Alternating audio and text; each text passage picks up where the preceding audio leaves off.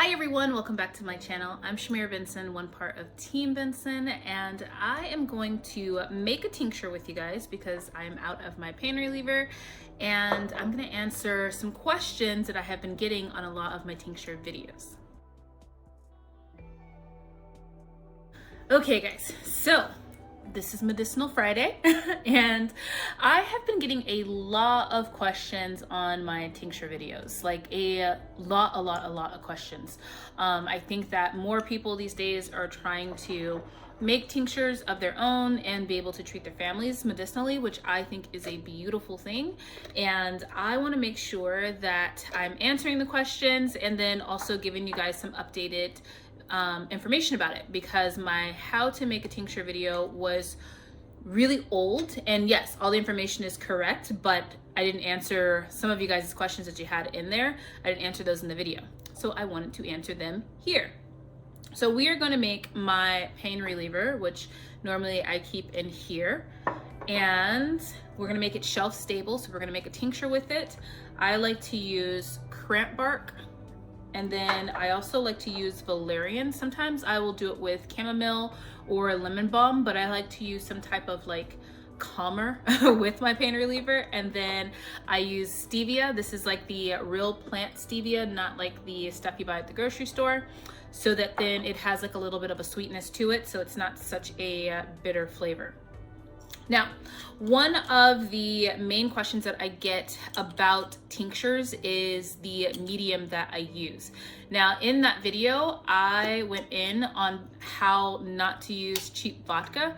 And when I said cheap vodka, I meant ones that aren't filtered well or made well, because there are a lot of vodkas out there that are just really bad for you. So like just drinking the vodka itself is not filtered well. It has a lot of impurities and it's terrible. So I prefer to use if I'm using like a vodka, I prefer to use one with like a higher filtration. Doesn't mean that it's more expensive. It just means that it's not cheaply made. You can also use things like a rum. When you guys see me make my vanilla extract, I like to make my vanilla extract with a spiced rum or an aged rum, just because I like the flavor better than a vodka. And yeah, so I mean, there's all different types of things that you can use. You can even use tequila if you really wanted to. Having one that's plain, you want one that's not flavored, so that then it's not gonna go rancid, because sometimes the flavoring in the alcohol that you're using is going to lower the percentage of the actual alcohol. So you want something that is at least 40% alcohol, which will make it 80 proof. So anything that's really 80 proof you can use. And like I said, you want to avoid, like I wouldn't use like a peach vodka, because then that would make it like probably like a 30 to 35% alcohol versus it being a 40% alcohol, which would lower the proof on it. So I'm gonna start with a tablespoon, or actually 2 tablespoons of my cramp bark in here. No, we'll do 1 tablespoon. This jar is a little tiny. I'm using this avocado honey jar, guys. This thing, it still smells like avocado honey. It was one of the best honeys that I've ever had, ever. We were so happy to have that. Actually, I think I'm gonna do 2 tablespoons just to make it a little bit more concentrated. Now the other question I got is, what if you're making a tincture for like your hair or like your skin or something like that, because all of those are tinctures.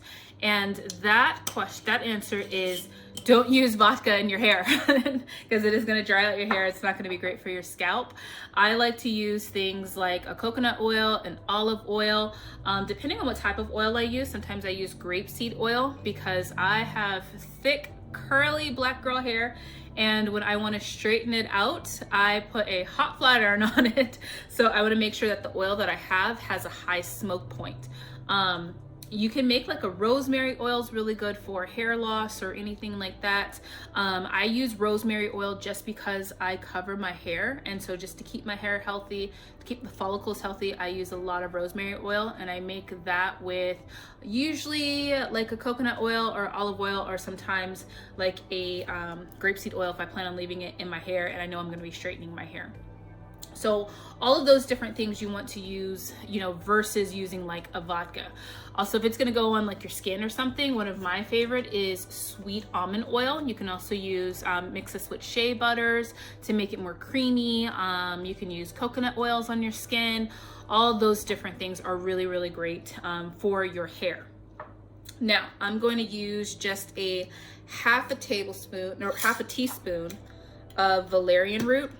Now, some people don't like valerian root. Some people think that it has a strong taste to it because it tastes like licorice, but I think that valerian root is an instant calming situation for me. Like, just the smell of valerian root instantly calms me down, like instantly. So I like to use that. Now, another question I got was, is there things that you can use other than alcohol? And the answer to that is yes. Now, alcohol is going to give you your most shelf-stable product for the longest period of time. But if you don't want to use alcohol, or for a religious belief you can't drink alcohol or anything like that, you can use vegetable glycerin, you can use vinegar. Those are two other really great options. For us, we don't have a problem with alcohol, so we use alcohol in ours, which gives it a much longer shelf like stableness. It'll be good forever because alcohol doesn't really go bad. But if you're gonna use like a vinegar or a what else would you use? Vinegar or a vegetable glycerin, it probably will last maybe like 6 months to a year. Now I'm gonna be using a tablespoon of stevia just so I can make it pretty sweet. It's nice to have like the sweetness of the stevia when you're not feeling well or if you're in pain. Just if you don't feel like putting it in water and drinking a whole 8-ounce thing of water or 6 ounces of water, you can just take some of this tincture and put it on your tongue, and it's not like harsh or anything like that because it has that sweetness. Now I'm just gonna top this. Now that I have it, you can see right through there, that's how many herbs I have, and I'm gonna fill this up with vodka is what I'm gonna use today. And I'm gonna use a Pinnacle vodka. I think it's so good that people are starting to make their own tinctures. Let me get a towel because my hands have lotion on them. Be right back, guys. Okay, these little grippy thingies are a lifesaver. So, but I think it's a really great thing that people are starting to make their own tinctures and get out of using a lot of just medications, because, you know, if you think about it, this is something that is very natural. Like, it grew in the earth, nobody's putting any chemicals in it, and you know what's in it. There's not any fillers or anything like that to make your pills or any of those situations like harsh. But you know, it's natural, and I think that making these tinctures are really good, and I'm glad that there's so many questions on my videos about it, because I'm glad that people are taking charge of their health.